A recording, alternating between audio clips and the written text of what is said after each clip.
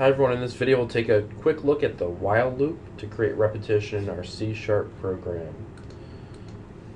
So the while loop differs from the for loop in that we don't have everything we need to control the loop inside of a single statement or inside of a single for header. In the case of a while loop, we have to declare a loop control variable before we get to the while loop statement. Our while loop statement consists of the while keyword and then in parentheses a loop continuation condition. We denote the beginning and end of the while body with opening curly braces. You can omit the curly braces, however, then only a single statement following the while keyword and the while header belongs to the while statement then. So if we have multiple statements that belong in the while body, we need to enclose them in open and close curly braces. In this example, I'll just output the value of I. And then we need to modify the value of I inside of our while body. So in this case, we'll declare and initialize a loop control variable I. This is still counter-controlled repetition because technically we know, or the application knows, how many times the loop will execute before it gets started with the loop. Inside the loop body, we'll output the value of I, and then we'll add 1 to the value of I. Let's go ahead and try it out. So we initialize I. I will be available after the while loop is done, because it was not declared inside of the statement. We're going to execute our while body. Come back up to the while statement and check the loop continuation condition. So I is equal to 2 at the moment, so 2 is less than 10. And we continue to execute the while statement. So when it gets to the end of the while loop body, it's going to jump back up, check the loop continuation condition, execute the while body again, jump up to the loop continuation condition, and it's going to continue until we get to I is equal to 10. Now we have I is equal to 10.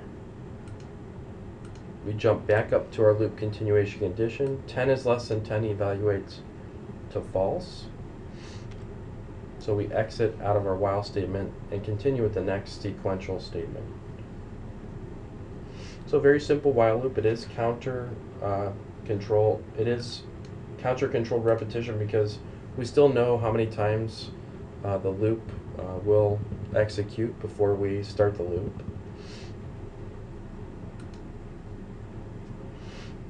Not too much different from the for loop example that we looked at earlier. Slightly different syntax.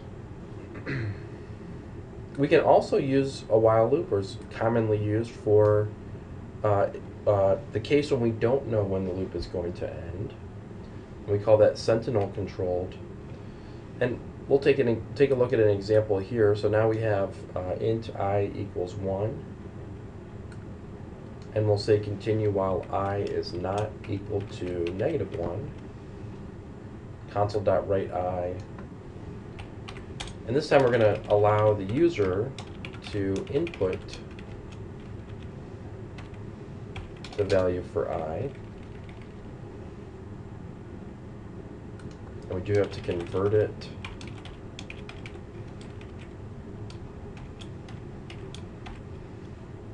to an integer.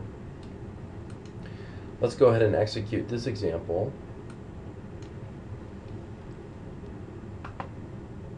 I'm going to put the output window over here. So now we get into our loop. We have to input a value. So input 5. Notice that it outputs the value 5.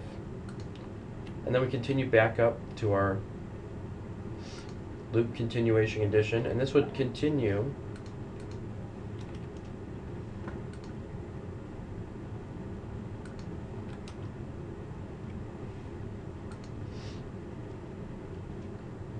Now if we enter the value -1,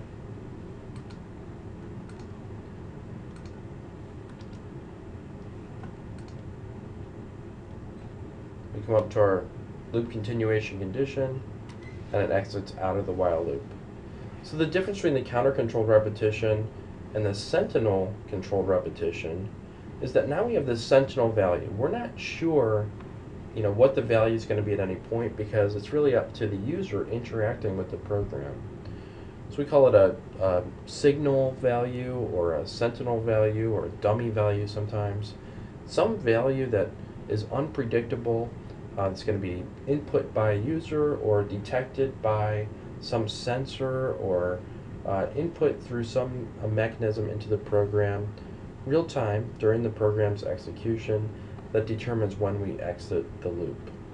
So a little bit of a more flexible way to execute a loop, and the while syntax of the while loop makes it very easy to do this.